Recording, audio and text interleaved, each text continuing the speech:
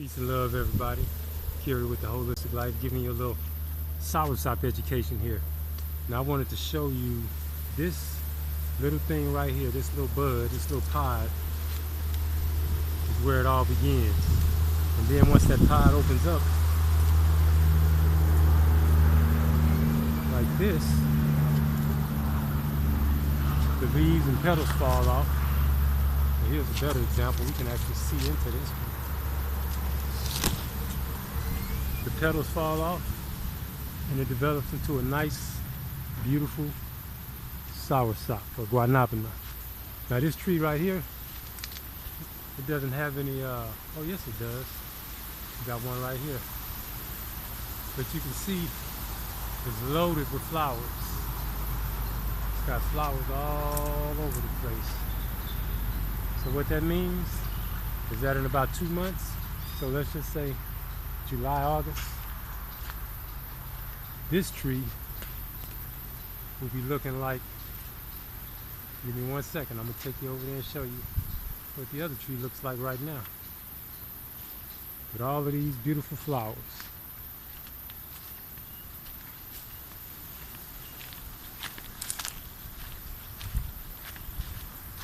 Let's take a walk. Now this is a close cousin. This is what we call a custard apple. I don't know if you guys saw the other video. This is one of the custard apple trees. As you can see, it's full of fruit as well.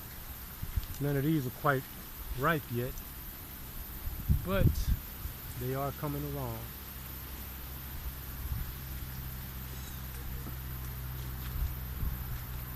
It's like a family reunion right here. We got the custard apple, and then you got the guanoabana or the soursop, as you can see. And they're reaching out and touching each other. There's another one over there. So, you know, with this you can't really tell where the custard apple begins and the soursop ends. Now this is not really a cousin, but it is a very, very, very nice tree. I don't know if you can tell what that is, but these are mangoes. And this is one of the most medicinal varieties. A lot of people here don't eat them because they have so much milk. But these, as you can see the leaf pattern on it, you know, dark green. Still got the mango leaf pattern, but these are very, very, very medicinal. You can use the leaves to make tea with. The fruit, of course, you can eat. You know, they even use the bark to make different concoctions. But this is what I wanted to show you guys. Look at this. I don't know if you guys remember that big giant soursop that we had that Miss Sinclair was holding. It was almost as big as she was. But this is the tree that it came from. And as you can see, this tree, like the one I just showed you, was full of flowers a couple of months ago. Now, all of those beautiful flowers has turned into beautiful fruit, kind of like Cinderella, huh? Look at that. I mean, this is one tree. It's got at least 30 or 40 soursop on it. Just look up there and see all of that natural beauty. Now my question to you is, are y'all gonna come down here and help me eat these? Or am I gonna have to freeze them and, you know, and give them away and do all of that good stuff? I don't mind. Trust me, I don't mind. And I'm a little fascinated by this one because it's so, this is actually right almost in the same spot that the other giant one grew. And then it's got his cousin over here that's not very much smaller. This is what that Whole-listic Life Honduras is. Coming out foraging for food.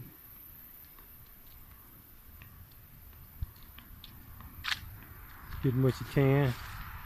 Getting what you need.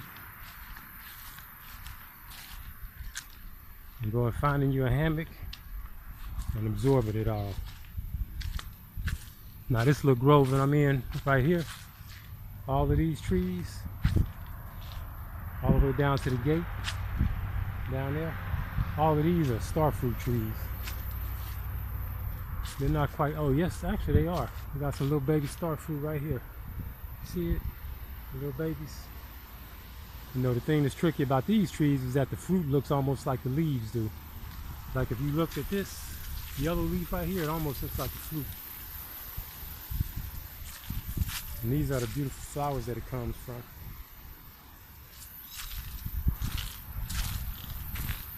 Let's go over here and check on the fellas and see what's going on. Y'all see what this is? Anybody know what this plant is? Let's see if any of you wild herbalists are. Oh man, we got another little treat right here. It's just growing. Just growing.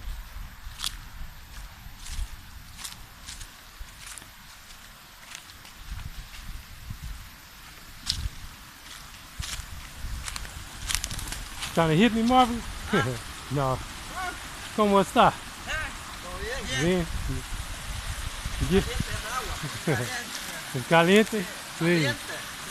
Sí. Muy rico. You getting it, Carlos? So you getting it? So this is the infamous aguas thermales, or the geothermal spring. You know, it's actually a river. I don't know if you can see, but in between those two trees, the river flows. It fills up. We dam this off so that it can collect here and we can have a little swimming hole. And then from there, it flows on down and goes all the way through the property. Down by Tranquility Bridge and so on. So does anybody know what all of these little things right here are? It's literally just littering the ground. I mean, we've got mounds of these things. And all of them are coming from this big, beautiful, giant tree.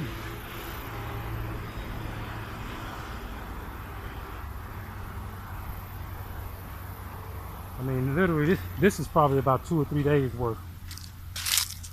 This is not even, it may seem like a lot. But we cleaned this up just the other day.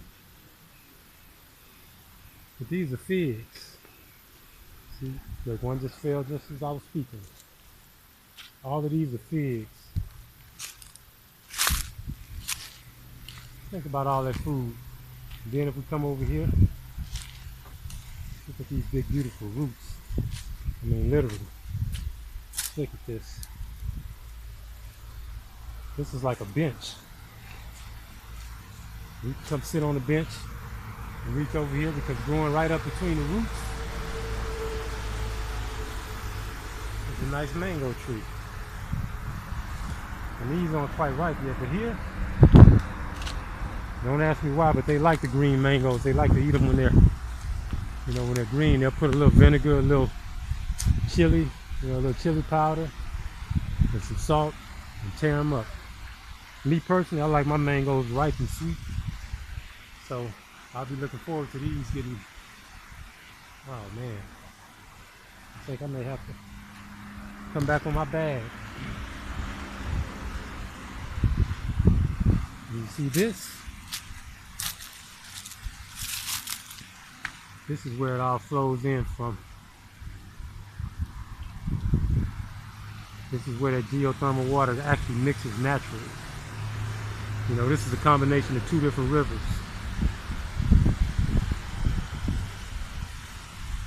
You know, one of them is comes from an aquifer, an underground aquifer, and it's ice cold. And the other one comes from a geothermal spring, which is piping hot. And they mix together for the perfect combination. I mean, you should see the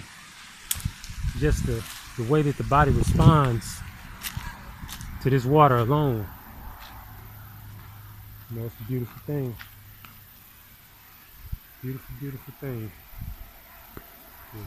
Y'all can see what I see.